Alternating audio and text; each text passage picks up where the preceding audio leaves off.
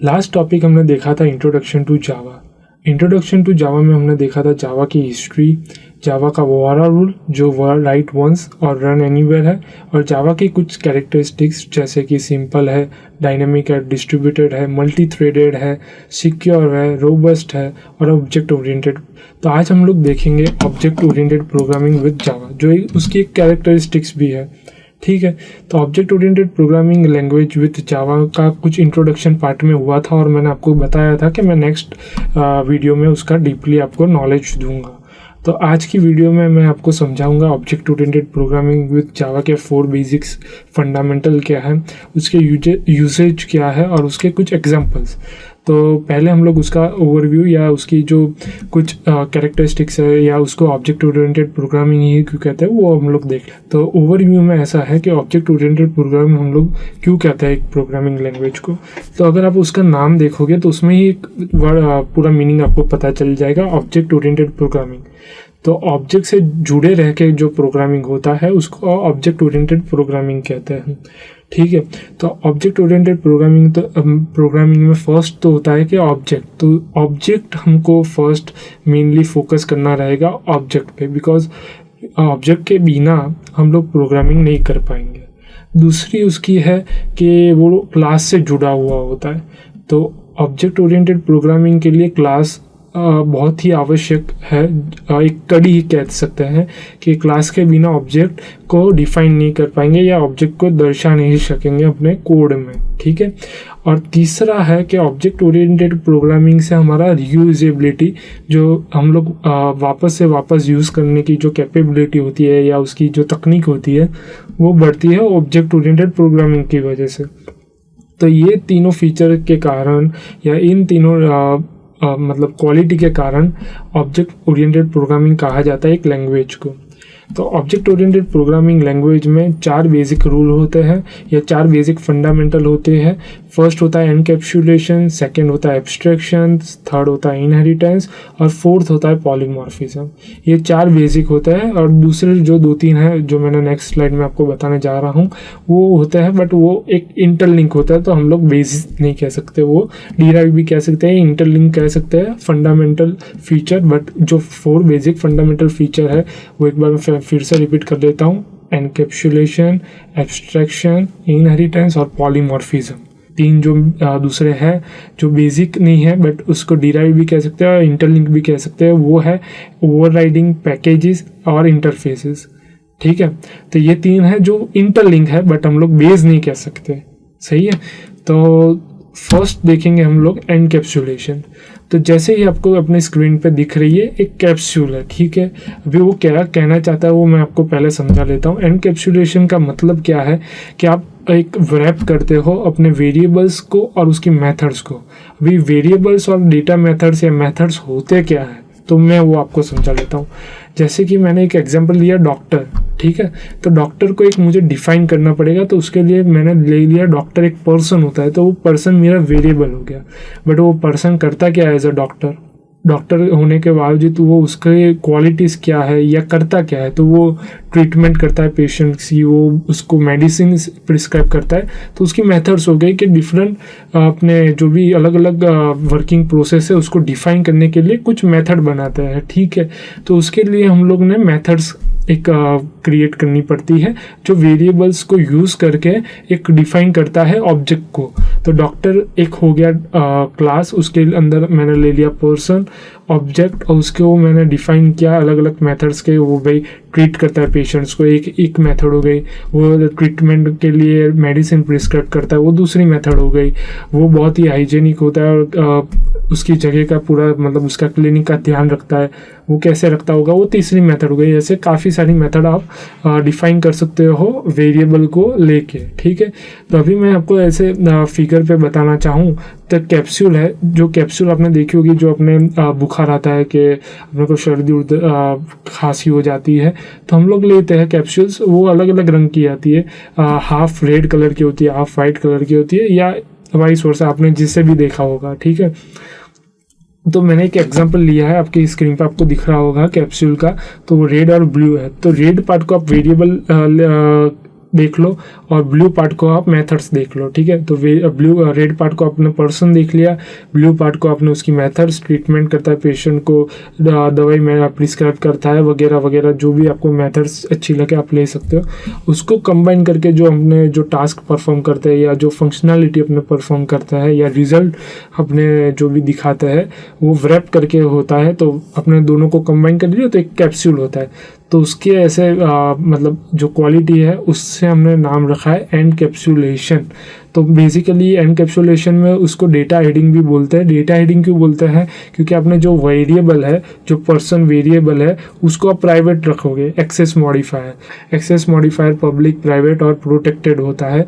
Public सब लोग देख सकते हैं, ठीक है। प्रोटेक्टेड मतलब कुछ लोगों को ही मैंने चार्ज दिया है कि वो लोग एक्सेस कर पाते हैं या उनको पता चलता है कि ये एक वेरिएबल है। और प्राइवेट मतलब मैं खुद ही देख सकता हूँ और कोई मेरे अलावा देख नहीं सकता कि कौन सा वेरिएबल मैंने डिक्लेयर किया है या बनाया है। जैसे कि मैंने पर्सन बनाया है, ठीक है। तो कई सारे डॉक्टर्स में अलग अलग टाइप्स होते हैं, जैसे फिजिशियन होता है, डर्मेटोलॉजिस्ट होता है, तो उसने अलग अलग वेरिएबल बनाए होते हैं। अभी अगर प्राइवेट है तो मुझे ही पता रहेगा कि कौन से प्राइवेट मैंने डिक्लेयर किए हैं। अगर प्रोटेक्टेड है तो मैंने आपके अलावा मेरे अलावा किसी और को, मतलब राम, श्याम या घनश्याम, ये 3 लोगों को मैंने एक्सेस दे दिया है। तो वो लोग 3 को ही पता होगा कि ये वेरिएबल्स है, ये कोड में या ये क्लास में ये 3 ऑब्जेक्ट्स के वेरिएबल्स है, ठीक है। अगर पब्लिक है तो सब लोग देख सकते हैं, ऐसा कोई रेस्ट्रिक्शन होगा नहीं। तो ये एक्सेस मॉडिफायर है। तो एनकैप्सुलेशन के लिए हमको वेरिएबल्स को प्राइवेट रखना पड़ता है और ये ज़रूरी है एनकैप्सुलेशन की फीचर्स को इम्प्लाई करने के लिए या उसको यूज़ करने के लिए। ये ज़रूरी है कि हम लोग वेरिएबल्स को प्राइवेट डिक्लेयर करें, ठीक है। और उसकी मेथड्स होगी पब्लिक। तो इसमें हुआ क्या, एक जो अपने को कैच है या अपने को कुछ जानना हो, की पॉइंट है, तो क्या हुआ कि वेरिएबल्स को प्राइवेट करते हैं या इसलिए कोई किसी को भी पता नहीं चलेगा डेवलपर के अलावा कि भाई ये वेरिएबल्स है कौन से और कौन से डिक्लेयर किए। बट उसकी मेथड से अपने को एक आइडिया आ जाएगा कि उसके वेरिएबल्स ये टाइप के होंगे या उसने ऐसे डिक्लेयर किए होंगे। बट हम लोग शो नहीं करेंगे, वो प्राइवेट रहेंगे। पब्लिक होगी जो मेथड्स होगी, तो उसको हम लोग एक डेटा हेडिंग भी कहते हैं एनकैप्सुलेशन को, ये फीचर की वजह से और ये फंडामेंटल की पॉइंट की वजह से हम लोग उसको डेटा हेडिंग भी बोलते हैं कभी कभी एनकैप्सुलेशन को। और जैसे कि मैं बोला, एनकैप्सुलेशन को यूज़ करने के लिए डेटा वेरिएबल्स होंगे वो प्राइवेट होंगे। और जो पब्लिक, सेटर और गेटर मेथड, सेटर मतलब कुछ नाम सेट किया या ट्रीट पेशेंट में उसका अपने ने सेट की फर्स्ट मेथड, उसको गेट करने के लिए वे पेशेंट है तो उसको कैसे ट्रीट करता, तो उसकी कुछ फंक्शनलिटी गेट करने के लिए पब्लिक, सेटर और गेटर मेथड बनानी पड़ती है, ठीक है। तो उसके लिए हमने पब्लिक और सेटर और गेटर मेथड बनाई और वो मॉडिफाई अपने कर सकते हैं और उसकी जो वेरिएबल्स की वैल्यू है वो अपने देख सकते हैं, ठीक है। तो ये इमेज में आप देख सकते हैं वेरिएबल और मेथड दोनों कंबाइन होती है तो एक एनकैप्सुलेशन की फंक्शनलिटी अप्लाई होती है, ठीक है। अभी एक ये है आपके स्क्रीन पे एग्जांपल ऑफ एनकैप्सुलेशन। तो जैसे कि आप देख रहे हैं अपनी स्क्रीन पे एनकैप्सुलेशन का एग्जांपल है। तो जो प्राइवेट स्ट्रिंग नेम है, प्राइवेट स्ट्रिंग रोल नंबर है और प्राइवेट इंटीजर ग्रेड है। तो एक एनकैप्सुलेशन के एग्जांपल पे मैंने एक नेम, रोल नंबर और ग्रेड लिख लिया, ठीक है। तो ये मेरे वेरिएबल्स हो गए। जैसे मैंने आपको समझाया कि क्लास के अंदर जो भी मैंने रखा वो मैंने वेरिएबल रखा। अभी उसको मैंने कुछ वर्क तो करना पड़ेगा, वेरिएबल से तो डिक्लेयर होगा नहीं। फिर उसके आगे हमको मेथड्स बनानी पड़ेगी। जैसे मैंने कहा अभी मेथड्स के लिए मैंने जैसे कि आपको फर्स्ट स्लाइड में कहा, प्रीवियस स्लाइड में पब्लिक, सेटर और गेटर मेथड्स क्रिएट करनी पड़ती है। तो आप देख सकते हैं कि पब्लिक इंटीजर गेट ग्रेड मैंने लिखा, तो गेट क्या हुई, गेटर मेथड। और सेट ग्रेड है जो 2-3 लाइन के नीचे पब्लिक, ये जैसे कि मैं दिखा सकता हूँ पब्लिक, मेरा आपको पॉइंटर दिख रहा होगा माउस का, पब्लिक सेट ग्रेड का है। तो ये सेटर मेथड हो गई, ठीक है। तो पब्लिक, सेटर और गेटर मेथड हो गई, प्राइवेट वेरिएबल्स है। तो इसको हम लोग एनकैप्सुलेशन फंक्शनलिटी कह सकते हैं, ठीक है। तो ये हो गया अपना एनकैप्सुलेशन। अभी होता है एब्स्ट्रैक्शन पे आते हैं। तो एब्स्ट्रैक्शन है क्या? सिंपल इंग्लिश लैंग्वेज में अपने को डिफाइन करना हो कि एब्स्ट्रैक्शन होता क्या है, तो एब्स्ट्रैक्शन ये है कि एब्स्ट्रैक्शन हम लोग फील कर सकते हैं, महसूस कर सकते हैं और हम लोग उसको डिफाइन नहीं कर सकते, टच नहीं कर सकते, कुछ भी नहीं कर सकते। एब्स्ट्रैक्शन सिर्फ महसूस होता है, अपने को पता चलता है कि ये है, क्वालिटी है, जैसे कि किसी का स्वभाव है, किसी का कुछ अच्छी आदतें है, तो हम लोग उसको महसूस कर सकते हैं, उसको समझ सकते हैं, ठीक है, उसको हम लोग टच कर सकते हैं। तो ये एक एब्स्ट्रैक्शन की इंग्लिश डेफिनेशन हो गई, या नॉर्मल जो डेफिनेशन मैं समझाना चाहता हूँ वो हो गई। अभी डेवलपिंग में क्या होता है एब्स्ट्रैक्शन का, कि एब्स्ट्रैक्शन हम लोग इम्प्लीमेंट नहीं कर सकते, मतलब जैसे कि इम्प्लीमेंट कर सकते हैं बट इनिशिएट नहीं कर सकते या डिक्लेयर नहीं कर सकते, ठीक है। तो आपको अगर डेफिनेशन अपने स्क्रीन पर दिख रही होगी, तो हम लोग इम्प्लीमेंटेशन उसका जैसे कि हम लोग हाइड कर लेते हैं, ठीक है, उसकी सिर्फ फंक्शनलिटी हम लोग यूज़र को प्रोवाइड करते हैं या एप्लीकेशन में प्रोवाइड करते हैं। जैसे मैंने आपको कहा कि राम अगर गुस्सा करता है तो वो सामने वाला व्यक्ति गुस्सा महसूस कर सकता है, ठीक है, बट उसको कुछ मतलब गुस्से को काबू नहीं कर सकता राम पे, वो राम पे डिपेंड करता है, ठीक है, कि कब उसको गुस्सा आएगा या कब उसको गुस्सा नहीं आएगा। बट वो सामने वाली व्यक्ति उसको सिर्फ महसूस कर सकती है, उस पर कुछ काबू या अपना जोर या हुक्म नहीं डाल सकती, ठीक है, वो राम पे डिपेंड करता है। वैसे ही डेवलपर पे डिपेंड करता है, उसकी इम्प्लीमेंटेशन डिटेल्स हम लोग छुपा देते हैं या हाइड कर देते हैं, उसकी सिर्फ फंक्शनलिटी यूज़र को सामने वाले एप्लीकेशन में जो भी फ्रंट एंड या एंड क्लाइंट है उसको पता चलता है, ठीक है।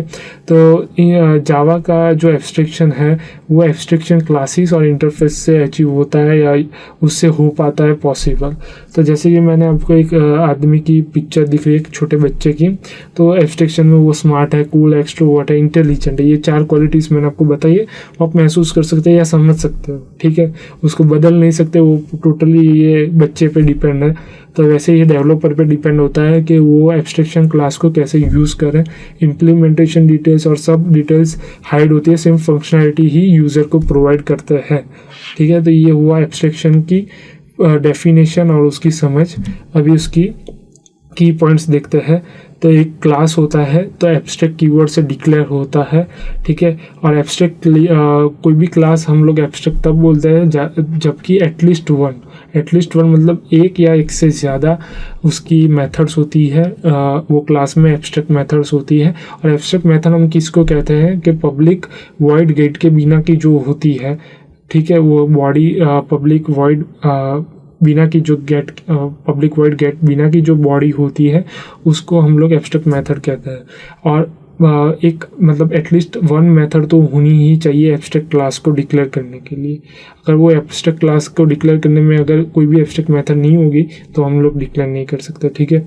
और एक बार जो अगर हमने एब्स्ट्रैक्ट क्लास डिक्लेयर कर लिया तो हम लोग उसको इनिशिएट नहीं कर सकते। जैसे मैंने बोला आप इम्प्लीमेंटेशन डिटेल्स टोटली हाइड रखोगे, तो इनिशिएट का मतलब है कि कहीं पे भी मैंने जैसे कि डॉक्टर का क्लास है और एक मैंने फिजिशियन का क्लास बनाया, ठीक है, तो फिजिशियन के क्लास में मैं डॉक्टर का क्लास इनिशिएट नहीं कर पाऊंगा कि यार डॉक्टर का जिक्र भी नहीं होगा कि ये डॉक्टर का क्लास अवेलेबल है, ठीक है। फिजिशियन डॉक्टर की जो भी क्वालिटीज़ है कि जैसे कि वो ट्रीट करता है पेशेंट को, वो प्रिस्क्राइब करता है मेडिसिन, वो सब मेथड्स को यूज़ कर पाएगा, बट किसी को पता नहीं चलेगा कि पिछले साइड एक डॉक्टर का क्लास बना हुआ है और वो मेथड्स ये जो फिजिशियन वाला है क्लास वाला फिजिशियन डॉक्टर की मेथड सब उठा के यूज़ कर रहा है, ये सब हिडन रहेगा।